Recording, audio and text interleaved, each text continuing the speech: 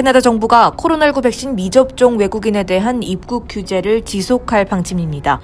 저스틴 트루도 총리는 8일 열린 기자회견에서 캐나다는 아직 코로나19와의 싸움이 끝나지 않았다며 가까운 미래에 예방접종을 받지 않은 관광객들의 입국을 허용할 계획은 없다고 표명했습니다. 현재 캐나다의 코로나19 신규 확진 건수는 꾸준히 감소하고 있고 2차 백신 접종률 또한 40%를 넘어섰지만 정부는 캐나다인들의 안전을 염두에 두고 신중히 규제 완화를 결정하겠다는 입장입니다.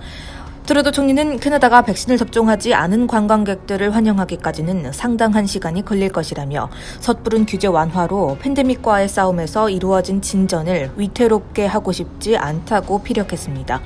미국과의 비필수 여행 제한도 최소한 오는 21일까지는 유지할 방침입니다. 현재 캐나다 시민권자나 영주권자는 2차까지 백신 접종을 완료했더라도 쇼핑 등의 비필수 목적으로는 미국 국경을 넘을 수 없습니다. 다만 트루도 총리는 이날 발표에서 백신을 접종한 외국인 관광객들에 대한 항로 입국은 앞으로 수준에 허용할 방침이라고 시사했습니다. 캐나다는 지난 5일부로 코로나19 백신 접종을 완료한 자국민과 유학생 등 일부 외국인에 대해 입국과 자가격리 면제를 허용한 상태입니다.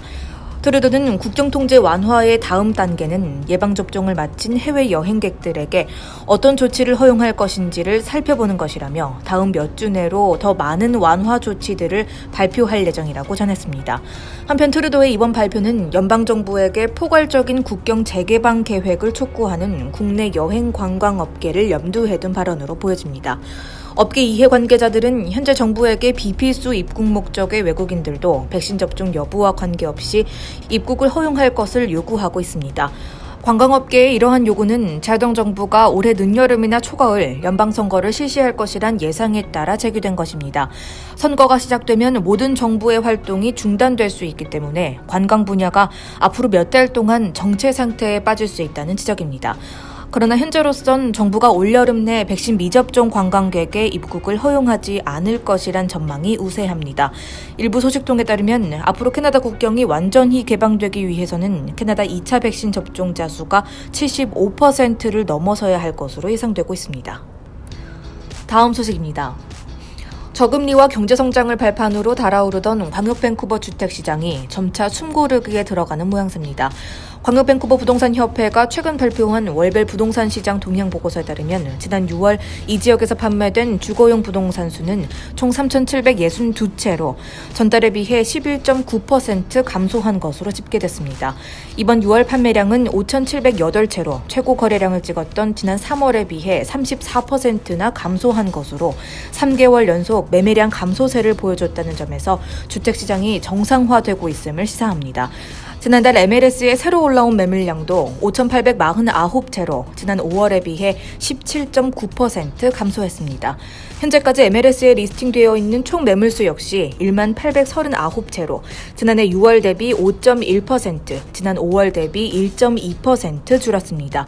광역 밴쿠버 지역 모든 주거용 부동산에 대한 6월의 종합 기준 가격 또한 전달 대비 0.2% 증가에 그친 117만 5,100달러로 나타났습니다. 가격 상승률 면에서도 3개월 연속 둔화하는 모습입니다. 그러나 6월의 주택 동향은 1년 전과 비교해서는 여전히 회복이 더딘 것으로 파악됩니다. 지난 6월 총 매매량은 작년 같은 달보다 54% 증가했으며 6월의 10년 평균 판매량보다 18.4% 더 높았습니다. 또한 작년 대비 종합기준 가격도 큰 폭으로 뛰었는데 6월의 모든 주거용 부동산 가격이 전달 대비 0.2% 증가에 그친 데 비해 작년 6월과 비교해 14.5%나 올랐습니다. 이중 단독주택은 1,262채 판매로 작년 대비 45.7% 증가했으며 기준 가격은 180만 달러로 작년 6월보다 22% 높았습니다. 또 타운하우스는 726채로 작년 대비 53.8% 증가했고 기준 가격은 17.4% 오른 94만 6,900달러로 집계됐습니다. 아파트의 경우에도 매매량이 60.5% 급등했고 기준 가격은 전년보다 8.9% 오른 73만 7,600달러로 확인됐습니다. 부동산협회는 이러한 현상과 관련해 올봄 광역 밴쿠버 주택시장의 거래 수요와 가격이 역대 최고치를 기록한 이래 사실상 냉각 국면에 접어들었다고 평가했습니다. 그러나 광역 밴쿠버의 주택시장은 봄철에 비해 완만해졌지만 여전히 거래 주도권에 있어서는 판매자에게 유리한 셀러스 시장 상황을 보이고 있다고 분석했습니다. 다음 뉴스입니다. 연방 총선을 앞둔 캐나다인의 최대 관심사는 경제 회복이었습니다. 여론조사기관 레저가 6일 발표한 조사 결과에 따르면 이번 가을 총선이 치러진다면 가장 중요한 이슈는 무엇이라고 생각하는가라는 답변에 48%의 캐나다인이 경제 회복이라고 답했습니다. 특히 엘버타 거주자나 55세 이상 응답자가 경제 회복을 이번 총선의 최대 이슈라고 꼽았으며 포스트 코로나 시대 이후 보건 시스템 재정비 이슈가 가장 중요하다고 생각한 응답자는 19%였습니다. 또한 13%의 캐나다인은 저소득 가정 문제가 이번 총선에서 가장 중요하다고 답했고 기후변화와 원주민 화해가 최대 이슈라고 한 응답자는 각각 12%와 8%였습니다. 캐나다 연방총선은 올 하반기 안에 열릴 것이 유력시되고 있는데 저스틴 트루도 총리가 이끄는 자유당은 지난 2019년 총선에서 재집권에는 성공했지만 과반수 의석을 얻는 데 실패하면서 지난 1여 년 동안 소수 정부를 이끌고 있습니다. 이에 일각에서는 자유당이 다수 정부를 이끌기 위해 올해 안에 조기 총선을 치를 수 있다는 관측이 나오고 있고 국내 주요 정당들은 각 지역구의 후보들을 차례대로 확정하면서 총선에 대비하고 있습니다. 정당 지지율 조사에 따르면 자유당이 지지율 33%로 여전히 1위를 달리고 있으며 보수당의 지지율은 30%였습니다.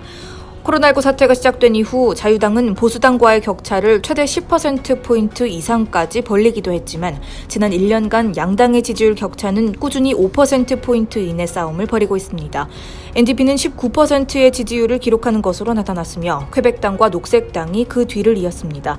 BC에서는 NDP가 30%의 지지율로 자유당에 이은 2위였으며 보수당의 지지율은 21%에 그쳤습니다.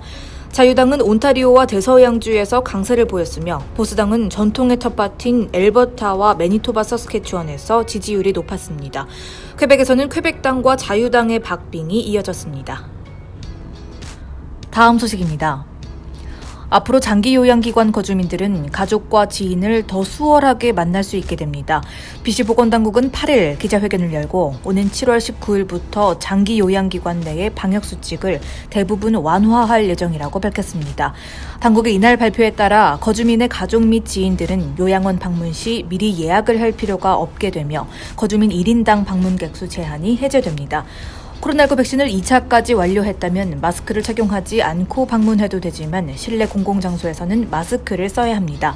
아울러 요양기관 내 이벤트와 사적 모임 그리고 특별 프로그램 활동도 다시 시작할 수 있으며 실내 모임은 거주민과 직원만 참석할 수 있지만 야외 모임에는 가족과 지인도 참석할 수 있습니다.